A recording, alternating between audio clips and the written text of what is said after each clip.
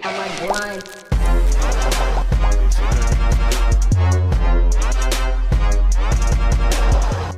नमस्कार, मैं अमित देसी ड्राइविंग स्कूल में आपका स्वागत करता हूं। मेरे पास बहुत से सवाल थे। मैंने कहा किस जगह पे रिप्लाई करूं कि ऑटोमेटिक कार को कैसे ड्राइव करते हैं। आज मैं आपके साथ यही शेयर करना चाहता हूं कि ऑटोमेटिक कार को कैसे इजीली ड्राइव करें बगैर किसी संकोच के, बगैर किसी प्रॉब्लम के। अभी तक हमारे दिमाग में सबके यही बसा हुआ है कि ऑटोमेटिक कारें सिर्फ उनके लिए है जिनको कार चलानी नहीं आती है, जबकि आपको जानकर ताज्जुब होगा कि दुनिया की बड़ी महंगी स्पोर्ट्स कार भी ऑटोमेटिक ही होती है, उनमें मैनुअल का ऑप्शन नहीं होता है। आज मेरे साथ जो कार है वो है टाटा की टियागो ऑटोमेटिक। यह एंट्री लेवल कार है और मैंने जानबूझ के इस कार को चुना क्योंकि ये सबसे अफोर्डेबल ऑटोमेटिक कारों में से एक है और काफी अच्छा परफॉर्म करती है। आइए ध्यान से लेआउट को समझते हैं। इस कार में क्या क्या ऑटोमेटिक फंक्शंस हैं। इस कार में 3 ऑप्शन दिए गए हैं, एक रिवर्स, न्यूट्रल और ए मतलब ऑटोमेटिक। अब आप ध्यान से इस बात को समझें। आर का मतलब रिवर्स, एन का मतलब न्यूट्रल और ए का मतलब ऑटोमेटिक। कुछ कुछ कारों में यह एक की जगह डी भी लिखा होता है, जिसका मतलब होता है ड्राइव मोड। ठीक है, अब इस तरफ आप आते हैं तो यहाँ आपने लिखा है एम। एम का मतलब मैनुअल मोड। मैनुअल मोड का मतलब कि कार ऑटोमेटिक के साथ साथ आप मैनुअल मोड में भी चला सकते हैं। प्लस का मतलब एक पॉइंट आगे बढ़ा सकते हैं, एक गियर आगे का लगा सकते हैं, जैसे 2 से 3 की तरफ जा सकते हैं। और माइनस का मतलब 2 से वापस 1 नंबर गियर पर आ सकते हैं मैनुअल ड्राइव करते हैं। अब आपको यह तो समझ में आ गया कि ये लेआउट किस पर्पस से बना हुआ है और इसे कैसे इस्तेमाल करते हैं। ऑटोमेटिक कार को चलाने के लिए कुछ खास चीजों की जरूरत पड़ती है जिन्हें आपको दिमाग में याद रखना पड़ेगा। सबसे पहली चीज, कार को स्टार्ट करते समय सबसे पहले आपको ब्रेक के ऊपर पैर रखना है, क्योंकि ब्रेक के लीवर में एक स्विच होता है जो ऑटोमेटिक कार को स्टार्ट करने में हेल्प करता है। फिर उसके बाद आपको अगला स्टेप उठाना पड़ता है। कैसे उठाते हैं मैं आपके साथ शेयर करता हूं। मैंने पैर ब्रेक के ऊपर रखा और कार को स्टार्ट किया। ब्रेक पे ही पैर रहने दिया, हैंड ब्रेक को नीचे किया। इसको अगर हमें पीछे ले आना है तो हम आर की तरफ ले जाएंगे गियर लीवर को। अगर हमें आगे चलाना है तो हम ड्राइव या ऑटोमेटिक ए वेरिएंट की तरफ ले आएंगे। चूंकि मुझे आगे जाना है इसलिए मैंने गियर को आपको पीछे किया। अब जैसे हम ब्रेक के ऊपर से पैर हटाएंगे यह कार धीरे धीरे चलना शुरू हो जाती है।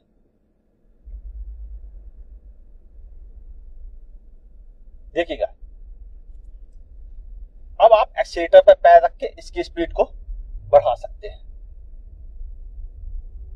फिर ध्यान से देखते हैं। ब्रेक पे पैर रखिए, कार को बंद कर दीजिए, बिल्कुल साइकिल की तरह से, स्कूटी की तरह से। फिर ध्यान से मेरी बात समझिए। वापस लाए न्यूट्रल पर।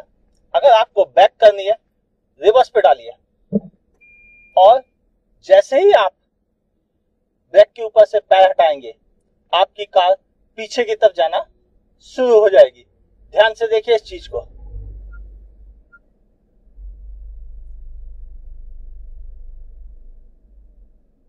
जबकि अभी आपने एक्सीलेटर के ऊपर पैर रखा भी नहीं है, यानी ब्रेक से पैर हटाते ही कार को यह इंस्ट्रक्शन मिल जाता है कि उसे चलना है। अगर आपकी कार बैक में है तो बैक में चल देगी, अगर न्यूट्रल में है तो नहीं चलेगी। बगैर ब्रेक पे रखे कार आपकी स्टार्ट भी नहीं होगी। बहुत सिंपल। चलिए अब चलते हैं हम न्यूट्रल के पे आ गए। अब आप ब्रेक से पैर हटा सकते हैं बगैर किसी प्रॉब्लम के और वापस भी जा सकते हैं। चलिए अब हम आगे ड्राइव पे चलते हैं। कैसे? कुछ नहीं करना है आपको। ब्रेक से पैर हटाइए, कार ने चलना शुरू कर दिया। ऑटोमेटिक मोड पे या ड्राइविंग मोड पे है ऑलरेडी। अब आपको जितना भी चलना है आप एक्सीलेटर पर पैर दीजिए और चलते चले जाइए। कार अपने आप पहले गियर से दूसरे गियर, दूसरे गियर से तीसरे गियर में होती रहेगी। आपको कुछ भी नहीं करना है।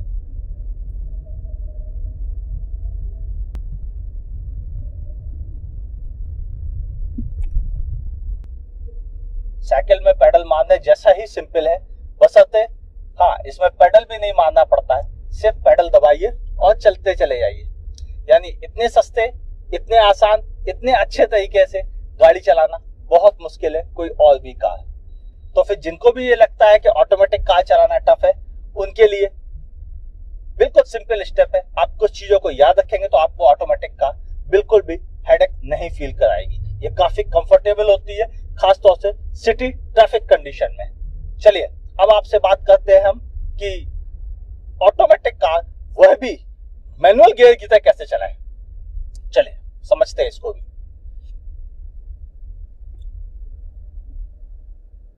ऑटोमेटिक कार को मैनुअल में चलाने के लिए आपको कुछ नहीं, बस यहीं से ऑटोमेटिक की तरफ से इसे मैनुअल की तरफ सेट कर देना है।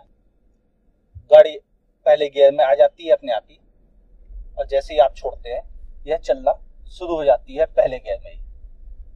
अब आपको अगर गियर बढ़ाने की जरूरत है तो क्या करेंगे? इसके लीवर में तो पहला, दूसरा, तीसरा, चौथा है ही नहीं। तो इसमें बहुत सिंपल तरीका है। जहां प्लस लिखा हुआ है, अगर हमें पहले गियर से इसे दूसरे गियर पर ले जाना है तो हम प्लस की तरफ एक बार, ये कार अपने आप सेकंड गियर में आ गई। अब हमें इसे सेकंड से थर्ड पे ले आना है, फिर छू दिया, ये थर्ड पे आ गई। और यह काफी सिंपल है यूज करने में। इसके लिए आपको क्लच भी नहीं दबाना पड़ता, यानी जितनी भी परेशानियां होती हैं कार चलाने के मामले में, वह सारी से आप बच जाते हैं ऑटोमेटिक कार में। और ये काफी आरामदायक हो जाती है सिर्फ इसी वजह से। चलिए फिर ध्यान से समझते हैं।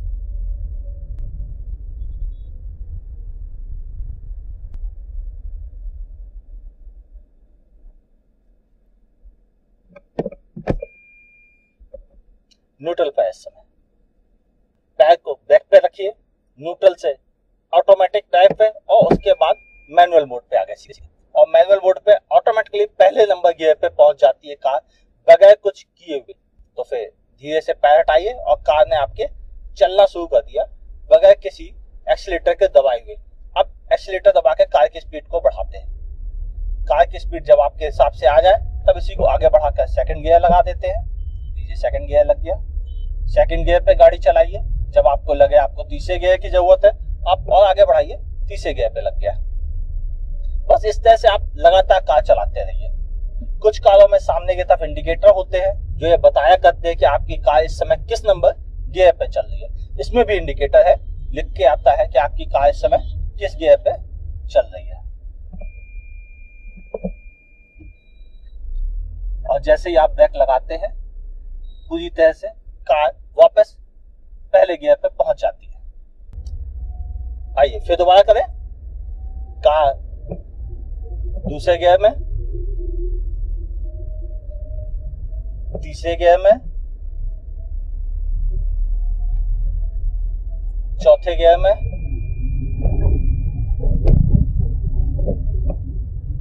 चौथे गियर में,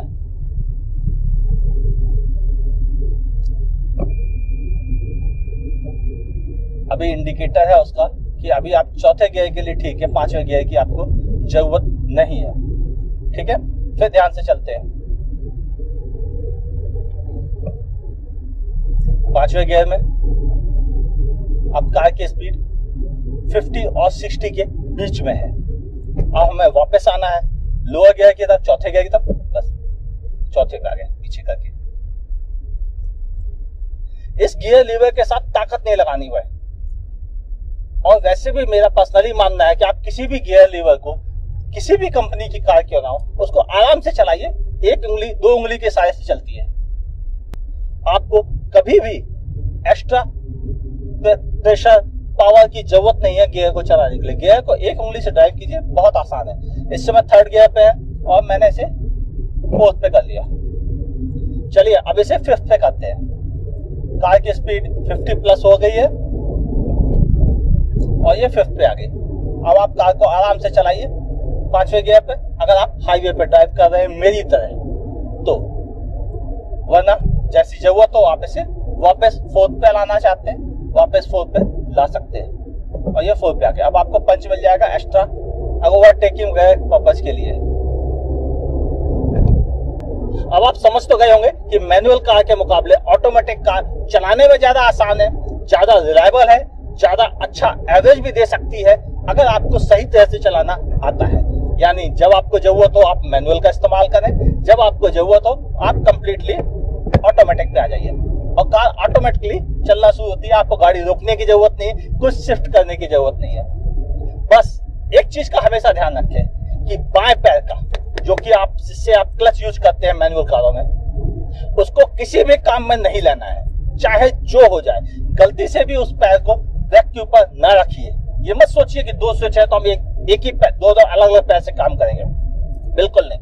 यही वो गलती है जो ऑटोमेटिक कार को चलाने नहीं देती है। इस पैर को बिल्कुल सोने दीजिए, आराम करने दीजिए, और केवल इस पैर से, जो आपका राइट फीट है, उससे आप कार चलाएं और एंजॉय कीजिए अपनी राइड। मैं भी ड्राइव पे चलता हूँ और अच्छी स्पीड में चलता हूँ। चलिए, इस हाईवे पर मुझे 100 किलोमीटर पर आवर की स्पीड अलाउड है, इसलिए मैं आराम से अपनी जर्नी पर निकलता हूँ ताकि टाइम पे पहुंच जाऊं, आपको बताने के चक्कर में लेट ना हो जाऊं, वरना कमिटमेंट इज कमिटमेंट। तो आप मुझे बताइएगा नीचे कमेंट में, क्या आपको ऑटोमेटिक चलाने का यह तरीका आसान लगा या नहीं? कोई कमी लगी हो तो प्लीज मुझे बताना ना भूलिएगा, इंतजार रहेगा आपके कमेंट्स का। हाँ, देसी ड्राइविंग स्कूल आपसे कुछ कहना चाहते हैं रविंद्र भाई, प्लीज उनकी बात भी सुन लीजिए। मैं इजाजत चाहता हूँ, बाय बाय। आप चलेंगे राइड पर मेरे साथ? तो आइए।